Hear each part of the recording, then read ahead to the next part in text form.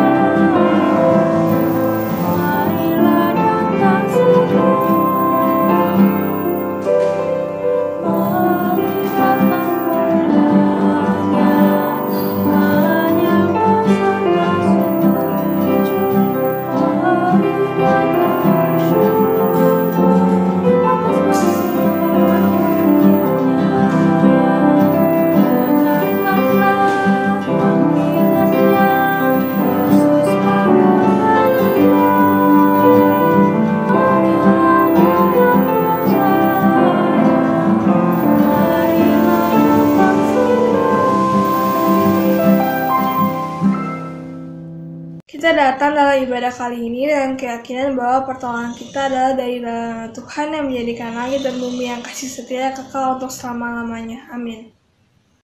Salam sejahtera bagi saudara yang datang dari dalam nama Tuhan, Tuhan beserta saudara. Halo semuanya, nggak terasa ya kita udah 5 bulan nggak bertemu dan cuma terkurung di rumah aja nih. Selama 5 bulan stay at home ini, kalian pasti pada udah bosan banget ya cuma di rumah doang. Ternyata di masa kuarantin ini, kita juga harus tetap bersyukur loh. Apa sih yang bisa kita syukurin? Salah satunya adalah ikatan keluarga kita pun makin erat. Kita juga harus menjadi berkat loh bagi orang lain. Sama seperti yang dikatakan pada ayat pembuka kita yang diambil dari Ulangan 31 ayat 6 yang berbunyi, kuatkanlah dan teguhkanlah hatimu. Jangan takut dan jangan gemetar karena mereka. Sebab Tuhan Allahmu, dialah yang berjalan menyertai engkau. Ia tidak akan membiarkan engkau dan tidak akan meninggalkan engkau.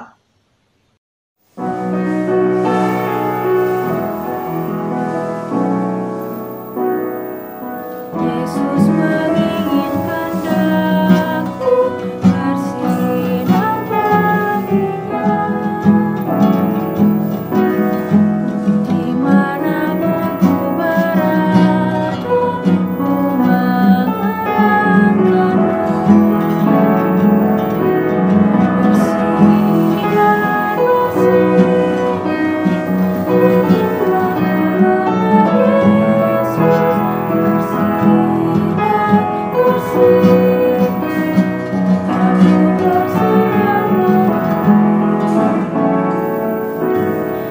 Yesus menginginkan daku menolong,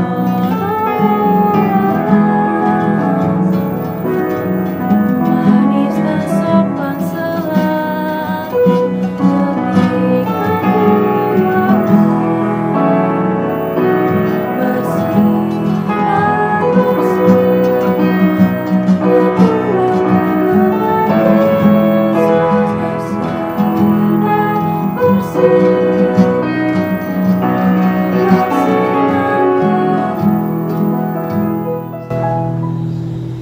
Sesungguhnya kita ini adalah makhluk berdosa. Oleh karena itu, mari kita datang ke hadirat-Nya dan mari kita berdoa.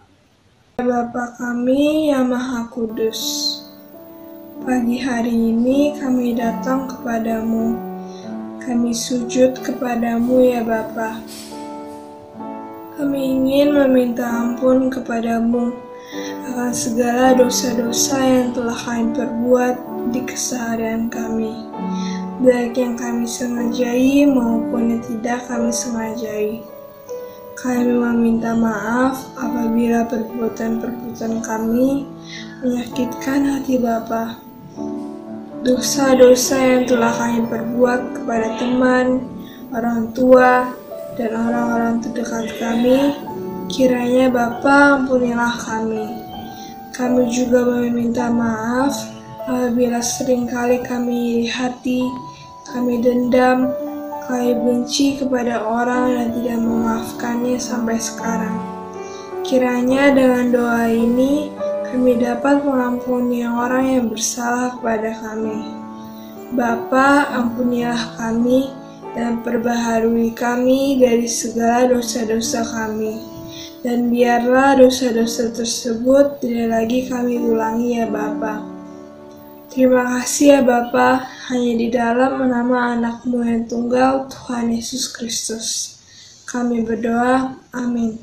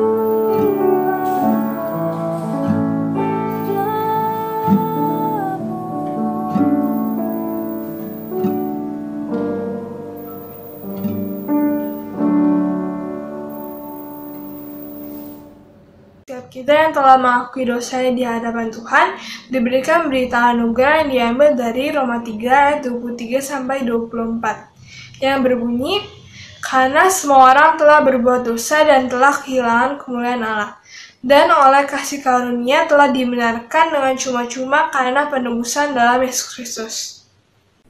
Mari teman-teman kita satu di dalam doa. Bapa kami yang di surga, kami mengucap syukur untuk setiap hal yang boleh terjadi dalam kehidupan kami, hari lepas hari. Pada saat ini, kami punya kesempatan untuk mendengarkan sabda-Mu. Biarlah Tuhan siapkan hati dan pikiran kami, supaya firman Tuhan boleh tertanam di dalam sanubari kami, dan terwujud di dalam perkataan dan juga perbuatan kami hari lepas hari. Bersabdalah kepada kami Bapa di surga, karena setiap kami bersedia untuk mendengarkannya. Di dalam nama Tuhan kami Yesus Kristus, firman yang hidup, kami berdoa dan mengucap syukur. Amin. Teman-teman, bacaan kita pada saat ini diambil dari Kisah Para Rasul, pasal yang ke-16 ayat 19 sampai dengan yang ke-40.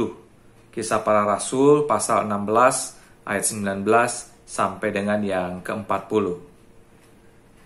Ketika tuan-tuan perempuan itu melihat bahwa harapan mereka akan mendapat penghasilan lenyap, mereka menangkap Paulus dan Silas, lalu menyeret mereka ke pasar untuk menghadap penguasa.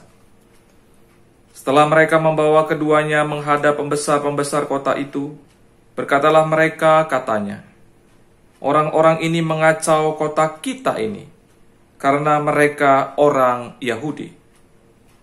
Dan mereka mengajarkan adat istiadat yang kita sebagai orang Rum tidak boleh menerimanya atau menurutinya. Juga orang banyak bangkit menentang mereka. Lalu pembesar-pembesar kota itu menyuruh mengoyakkan pakaian dari tubuh mereka dan mendera mereka. Setelah mereka berkali-kali didera, mereka dilemparkan ke dalam penjara. Kepala penjara diperintahkan untuk menjaga mereka dengan sungguh-sungguh.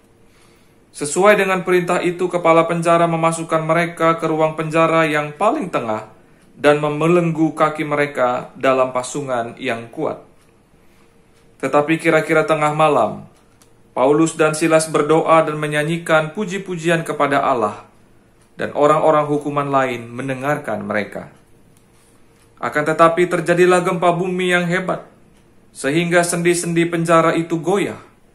Dan seketika itu juga terbukalah semua pintu dan terlepaslah belenggu mereka semua. Ketika kepala penjara itu terjaga dari tidurnya dan melihat pintu-pintu penjara terbuka, ia menghunus pedangnya hendak membunuh diri, karena ia menyangka bahwa orang-orang hukuman itu telah melarikan diri. Tetapi Paulus berseru dengan suara nyaring, katanya, "Jangan celakakan dirimu, sebab kami semuanya masih ada di sini."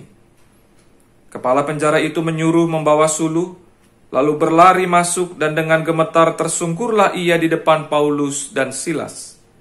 Ia mengantar mereka keluar sambil berkata, "Tuan-tuan, apakah yang harus aku perbuat supaya aku selamat?" Jawab mereka, "Percayalah kepada Tuhan Yesus Kristus, dan engkau akan selamat, engkau dan seisi rumahmu." Lalu mereka memberitakan firman Tuhan kepadanya dan kepada semua orang yang ada di rumahnya. Pada jam itu juga kepala penjara itu membawa mereka dan membasuh bilur mereka. Ketika itu juga ia dan keluarganya memberi diri dibaptis. Lalu ia membawa mereka ke rumahnya dan menghidangkan makanan kepada mereka. Dan ia sangat bergembira bahwa ia dan seisi rumahnya telah menjadi percaya kepada Allah. Setelah hari siang, pembesar-pembesar kota menyuruh pejabat-pejabat kota pergi kepada kepala penjara dengan pesan, "Lepaskanlah kedua orang itu." Kepala penjara meneruskan pesan itu kepada Paulus, katanya, "Pembesar-pembesar kota itu telah menyuruh melepaskan kamu. Jadi keluarlah kamu sekarang dan pergilah dengan selamat." Tetapi Paulus berkata kepada orang-orang itu, "Tanpa diadili mereka telah mendera kami warga negara Roma di muka umum, lalu melemparkan kami ke dalam penjara. Sekarang mereka mau mengeluarkan kami dengan diam-diam. Tidak mungkin demikian. Biarlah mereka datang sendiri dan membawa kami keluar." Pejabat-pejabat itu menyampaikan perkataan itu kepada pembesar-pembesar kota. Ketika mereka mendengar bahwa Paulus dan Silas adalah orang Rom, maka takutlah mereka. Mereka datang minta maaf lalu membawa kedua rasul itu keluar dan memohon supaya mereka meninggalkan kota itu. Lalu mereka meninggalkan penjara itu dan pergi ke rumah Lydia. Dan setelah bertemu dengan saudara-saudara di situ dan menghiburkan mereka, berangkatlah kedua rasul itu. Demikianlah pembacaan firman Tuhan, yang berbahagialah mereka yang mendengar dan juga yang memeliharanya dalam hari lepas hari. Haleluya. Selamat pagi teman-teman semua, salam sejahtera. Kiranya Tuhan Yesus memberkati kita semua, ya, baik yang ada di rumah ataupun di tempat yang lain. Jumpa kembali dalam ibadah Obor Milenial GKI Perumahan Citra 1. Tema kita pada saat ini adalah Graceful Solitude. Dan bacaan kita tadi, ya, dari Kisah Para Rasul 16 ayat yang ke-19 sampai yang ke-40. Saya menjadi teringat dengan peristiwa di mana mengikuti proses yang namanya Bina Kader Calon Pendeta. Ya, di dalam proses Bina Kader itu ada metode yang namanya soloing. Apa itu soloing? Nah, soloing adalah di mana kita para peserta itu dipencarkan satu-satu, ya. Dan kita hanya diberikan bivak dan juga matras untuk kita tidur melewati malam, ya. Nah, saudara-saudara, di dalam kesendirian, di dalam keheningan malam itu, kita diharapkan bisa menghayati panggilan kita sebagai seorang hamba Tuhan, ya. Menghayati perjumpaan kita dengan Tuhan di sepanjang hidup kita. Menghayati pengalaman-pengalaman yang sudah kita lalui bersama dengan Tuhan sehingga nantinya menghasilkan spiritualitas yang dalam. Buat saya soloing itu adalah berkesan karena saya menyadari bahwa apapun yang kita lakukan dalam kondisi apapun, kita selalu membutuhkan tangan Tuhan, membutuhkan Tuhan untuk senantiasa hadir dan menyertai kita. Nah, saudara-saudara, Paulus dan Silas dalam cerita yang tadi kita baca mengalami penganiayaan. Mereka diseret ke pasar, mereka dikoyakkan bajunya oleh orang banyak, oleh para penguasa, dan diperhadapkan dengan para pembesar. Mereka didera, dan terlebih lagi mereka dijebloskan ke dalam penjara. Ya. Nah, saudara-saudara, yang menarik adalah kisah mereka di dalam penjara. Ya. Nah, ketika mereka di dalam penjara, dikisahkan dalam Kisah Para Rasul, pada menjelang tengah malam, Paulus dan Silas berdoa dan mengangkat puji-pujian kepada Allah. Nah, ini sangat menarik ya, karena di sana tertulis menjelang tengah malam. Kenapa harus tengah malam, gitu ya? Nah, saudara-saudara, tentunya ketika kita berada di penjara, ya, maka itu menjadi sebuah tempat kesendirian kita, dan ketika itu tertulis dalam tengah malam, itu pun menjadi tempat kesunyian kita, ya. Dan di tengah-tengah itu Paulus dan Silas menaikkan doa dan pujian mereka kepada Allah. Nah, yang menjadi pertanyaannya adalah, teman-teman, mengapa mereka melakukan hal tersebut? Apakah mereka ingin agar Allah menyelamatkan mereka dari penjara itu sehingga mereka bisa melarikan diri? Atau justru ada hal yang lain yang ingin Allah siapkan bagi mereka? Nah, saudara-saudara, di tengah kesendirian mereka, di tengah kesunyian mereka, ketika mereka berdoa kepada Tuhan dan menaikkan pujian, setelah itu maka terjadilah gempa bumi. Sehingga sendi-sendi penjara, ya, pasung dan juga pintu penjara terbuka. Ya. Dan ketika ya itu semuanya terbuka, ya, kepala penjara menjadi terheran-heran. Mengapa hal ini bisa terjadi? Sehingga akhirnya kepala penjara ketika melihat hal itu semua hendak bunuh diri. Tetapi untunglah pada saat proses itu terjadi, Paulus dan Silas mencegah apa yang dilakukan oleh si kepala penjara ini. Paulus mengatakan, janganlah engkau lakukan itu sebab kami semua masih ada di sini. Nah, perkataan ini akhirnya meyakinkan kita bahwa ketika Paulus dan Silas berdoa dan menaikkan pujian pada tengah malam tadi, ya, yang didengar oleh para tahanan dan hukuman yang lain, bukanlah untuk supaya mereka bisa terbebas dari penjara. Tetapi hal itu dilakukan oleh mereka di dalam kesendirian dan kesunyian mereka sebagai bentuk iman mereka kepada Tuhan. Sebagai bentuk keintiman mereka, relasi mereka dengan Tuhan. Sebagai kebutuhan yang senantiasa harus dipenuhi dalam diri mereka untuk terus terkoneksi dengan Tuhan. Ya. Nah, itulah yang menjadi kenapa Paulus dan Silas akhirnya berdoa dan menaikkan pujian. Ya, karena iman sebenarnya hanya bisa diukur ketika kita mengalami hal-hal sulit. Apakah kita tetap setia kepada Tuhan atau justru kita melarikan diri? Nah, saudara-saudara, di dalam peristiwa itu pada akhirnya kepala penjara menyadari bahwa ini bukanlah kekuatan manusia yang membuat seperti ini, melainkan kekuatan ilahi. Oleh sebab itu dia datang kepada Paulus, tunduk dan meminta Paulus dan bertanya bagaimana ia bisa selamat. Paulus menerangkan semuanya, ya, menginjili dia, sehingga akhirnya kepala penjara dan keluarganya memutuskan untuk percaya kepada Tuhan Yesus Kristus dan memberi diri mereka dibaptis.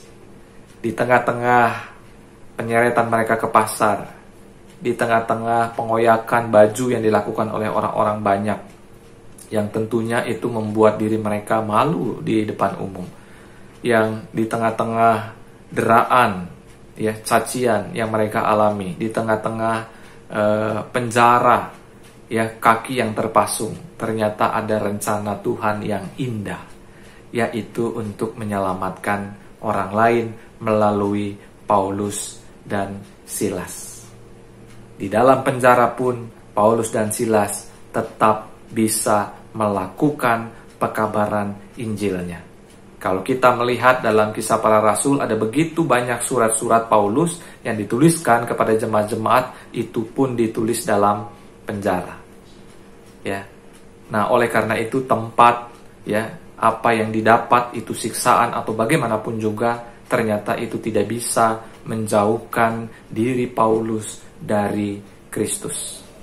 Ya, oleh karena itu Paulus sering mengatakan, aku sudah terpenjara, ya, di dalam Kristus. Artinya Kristuslah yang sekarang menguasai dirinya. Nah, saudara-saudara, pertanyaannya adalah, pada saat ini kan kita mengalami pandemi COVID-19. Hal-hal yang dulunya bisa kita lakukan di luar rumah, seperti mengerjakan PR ataupun tugas, ya, kita bisa mengerjakannya di kafe sambil pakai wifi-nya kafe itu, ya, dan nyeruput kopi yang lezat. Kita juga bisa ketika punya waktu luang pergi ke bioskop, nonton bioskop bersama teman-teman kita. Bahkan kita kalau misalkan punya waktu khusus bisa pergi bersama pacar kita, ya, lalu kita bisa dinner bareng dengan dia. Tapi sekarang semuanya itu tidak bisa kita lakukan. Gerak kita sudah dibatasi. Karena himbauan dari pemerintah adalah supaya kita bisa mengisolasi diri kita secara mandiri di rumah. Jadi apapun yang kita kerjakan itu di rumah, baik itu sekolah, ya, homeschooling, ataupun baik kita bekerja, ya, work from home, school from home, ataupun kita juga ibadah dari rumah, ya. Dan sekarang termasuk refreshingnya di rumah, ya, entah itu apapun bentuk refreshingnya itu di rumah. Kita selalu berada di rumah. Ya, nah oleh karena itu mungkin, ya, keberadaan kita yang di tempat yang sama terus-menerus akan membuat diri kita menjadi bosan. Dan kalau membuat diri kita menjadi bosan, maka akhirnya kita bisa merasakan apa yang namanya kesendirian karena merasa dunia kita sudah terpisah dari dunia yang nyata, yaitu dunia luar yang dimana kita dulu sering berada di dalamnya. Nah, saudara-saudara, di dalam isolasi mandiri ini, di dalam keterpisahan kita dari dunia ini, di dalam kesendirian kita di rumah ini, ya, walaupun kita juga masih bisa melakukan banyak hal di rumah, apakah kita menggunakan waktu isolasi mandiri kita ini untuk memperdalam iman kita, untuk mempererat ikatan jalinan keintiman kita kepada Tuhan, untuk semakin kuat di dalam iman, untuk semakin mengenal Tuhan, atau tidak? Atau justru kita melakukan hal-hal lain, ya, seperti akhirnya belajar masak, belajar nanam, belajar buat apa ini dan itu, gitu ya. Walaupun itu sebenarnya nggak salah, tapi apakah kita punya waktu khusus? Khusus kalau dalam bahasa Ibrani-nya adalah kados. Ya, kados itu berarti kudus, dikhususkan, dipisahkan, ya, diistimewakan. Artinya apa? Waktu ini, waktu sendiri kita ini, ya, hanyalah waktu yang secara khusus kita berikan kepada Tuhan. Bagaimana caranya? Dalam doa. Bagaimana caranya? Dalam perenungan firman. Bagaimana caranya? Dalam mengikuti ibadah. Bagaimana caranya? Dalam senantiasa kita bernyanyi bersama-sama dengan keluarga memuliakan nama Tuhan. Apakah kita tetap melakukan itu? Apakah kita tetap setia melakukan disiplin rohani dengan kita berdoa setiap pagi, baca renungan setiap pagi, ya? Dan apapun ketika kita lakukan, apakah kita terus mau mengingat Tuhan, ya, di dalam isolasi mandiri kita? Atau justru, ya, ketika dalam kondisi ini kita malah ingin buru-buru cepat melarikan diri dari rumah. Makanya ketika PSBB dilonggarkan, gitu ya, ada begitu banyak orang akhirnya berjubel memenuhi mall, pasar, kafe, dan segala macam, ya. Karena apa? Karena mereka tidak mengambil kesempatan, ya, di dalam kesendirian, di dalam kesunyian itu untuk semakin mengerti apa yang menjadi kehendak Tuhan. Nah, oleh karena itu, teman-teman, pada saat ini mari kita mau belajar dari Paulus dan juga dari Silas. di tengah-tengah kehidupan yang mereka dapati, ya, di mana ketika mereka disiksa, di mana ketika mereka dijebloskan ke dalam penjara, mereka tidak pernah kehilangan iman mereka.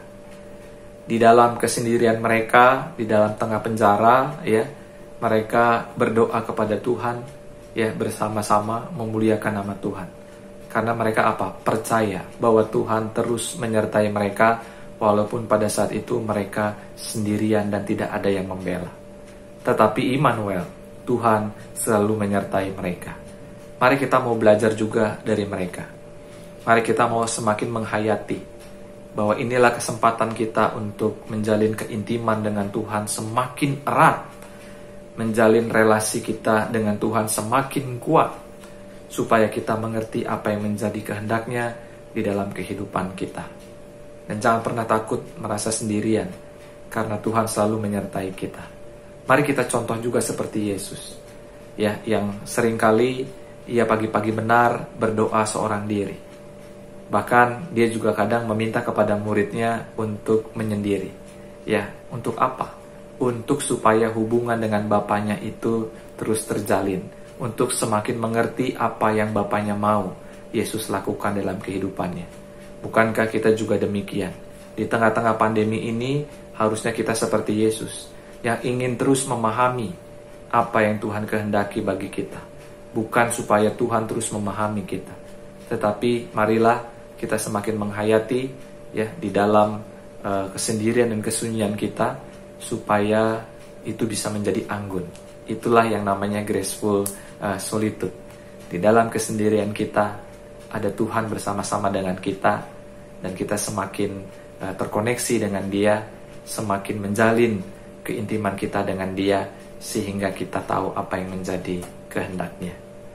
Tetap semangat, saudara-saudara, ya, walaupun masih ada di rumah, biarlah Tuhan senantiasa memberkati kita sekalian. Tuhan Yesus memberkati kita semua. Amin.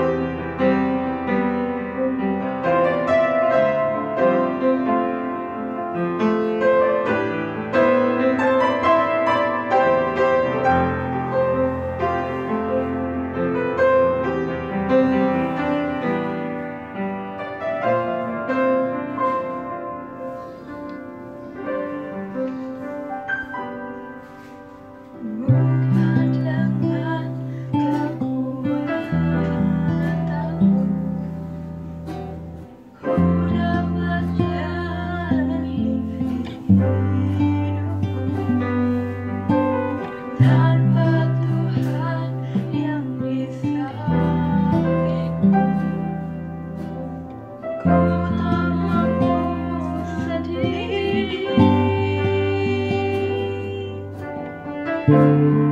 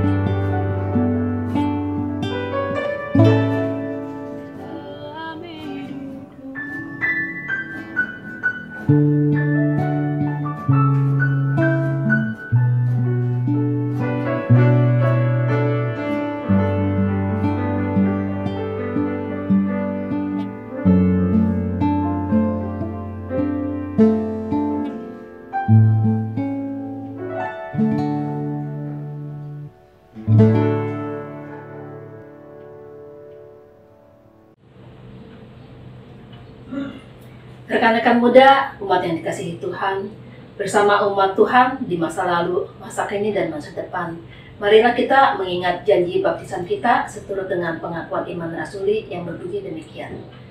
Aku percaya pada Allah, Bapa yang Maha Kuasa, Khalik langit dan bumi, dan kepada Yesus Kristus, Anak yang tunggal Tuhan kita, yang dikandung daripada Roh Kudus, lahir dari anak darah Maria, yang menderita sengsara di bawah pemerintahan Pontius Pilatus, disalibkan, mati dan dikuburkan, turun ke dalam kerajaan maut. Pada hari yang ketiga, bangkit pula dari antara orang mati, naik ke surga, duduk di sebelah kanan Allah, Bapa yang Maha Kuasa. Dan dari sana ia akan datang untuk menghakimi orang yang hidup dan yang mati. Aku percaya pada Roh Kudus, gereja yang kudus dan am, persekutuan orang kudus, pengampunan dosa, kebangkitan orang mati, dan hidup yang kekal. Amin. Mari teman-teman kita bersatu dalam doa.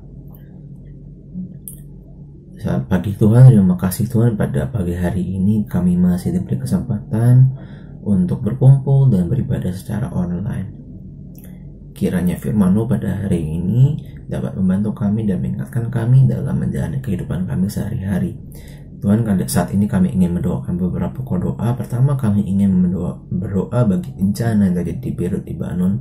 Kiranya pemulihan kota ini dapat terjadi. Tuhan, kami juga ingin berdoa bagi korban-korban yang mengalami luka-luka. Dan juga kami ingin berdoa bagi keluarga yang ditinggalkan. Kiranya Tuhan mau sembuhkan korban yang mengalami luka, dan juga kiranya Tuhan mau hiburkan keluarga yang ditinggalkan, karena berita ini cukup menyedihkan Tuhan. Tuhan, kami juga ingin berdoa bagi kasus COVID-19 yang meningkat secara drastis dan pesat. Kiranya mau sertai dalam penelitian yang dilakukan terkait obat-obatan untuk COVID-19 ini, untuk usaha dalam penyembuhan COVID-19 ini.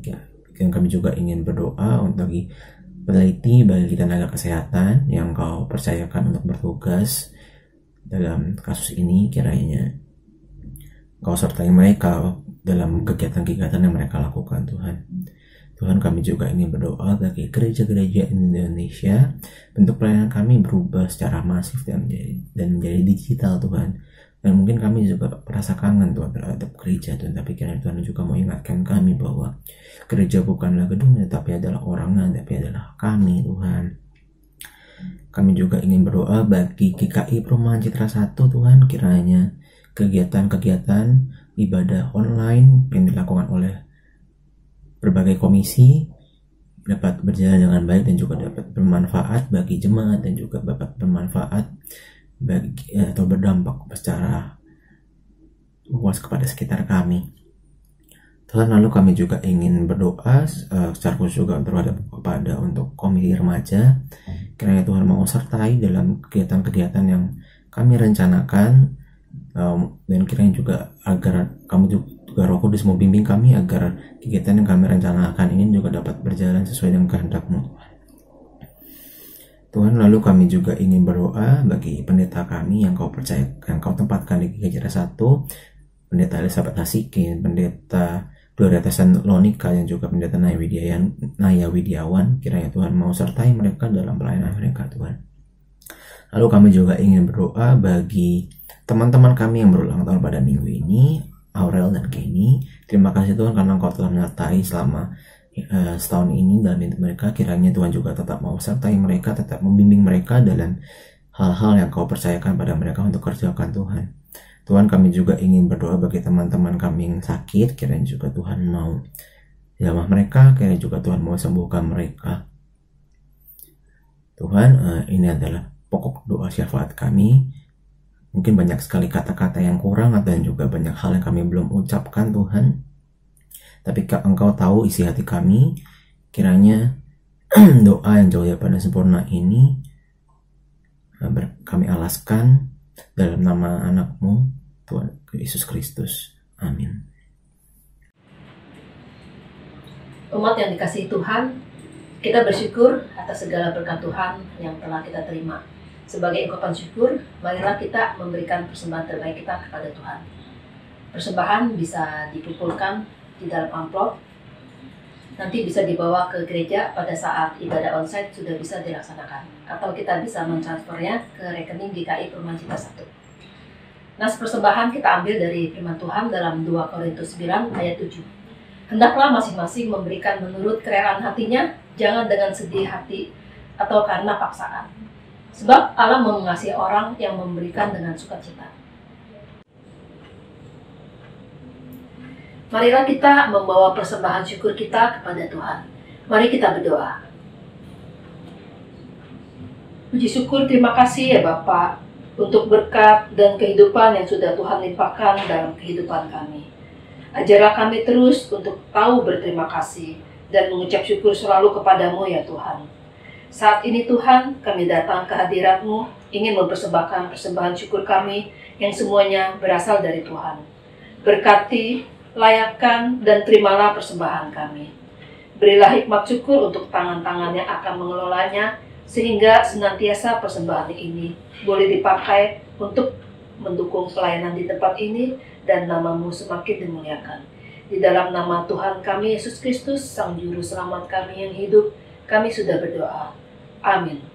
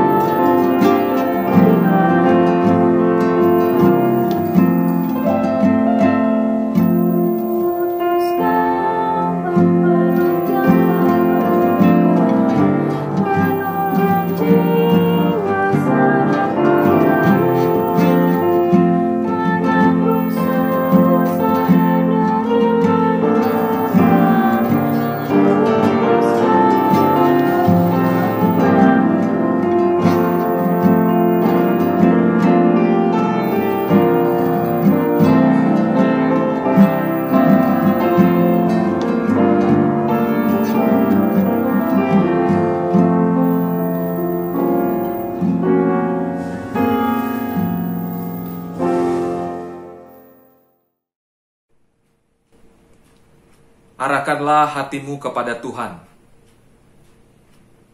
Jadilah saksi Kristus. Terpujilah Tuhan. Dan sekarang terimalah berkat-Nya.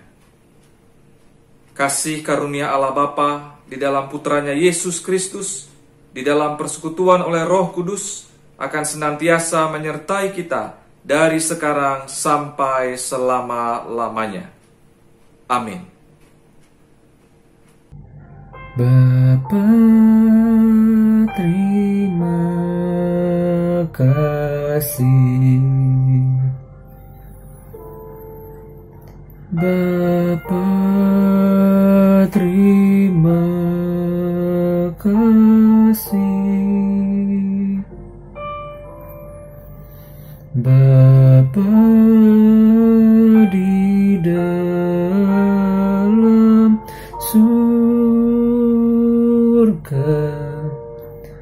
puji terima kasih.